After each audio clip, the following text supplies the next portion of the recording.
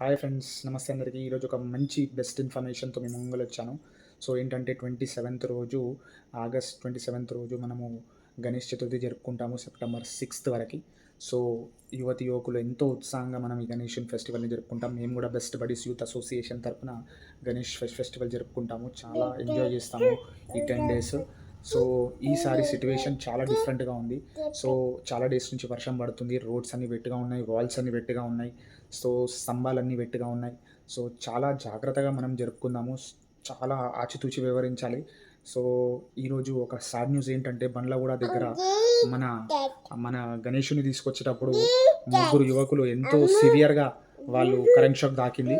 So చాలా serious ఉన్నారంట. So చాలా సాడ్ థింగ్ ఇది. సో మనం మనం చాలా జాగ్రత్తగా పడదాం. ఓకే. సో ఆ కరెంటు వైర్స్ అందరం లేపుతూ ఉంటాం మనము. ఆ కరెంటు వైర్స్ లేపేటప్పుడు చాలా ఆచితూచి వివరించాలని కోరుకుంటున్నా. Thank you so much. ఇదే ఇన్ఫర్మేషన్ ఇద్దాం అనుకుంటున్నా.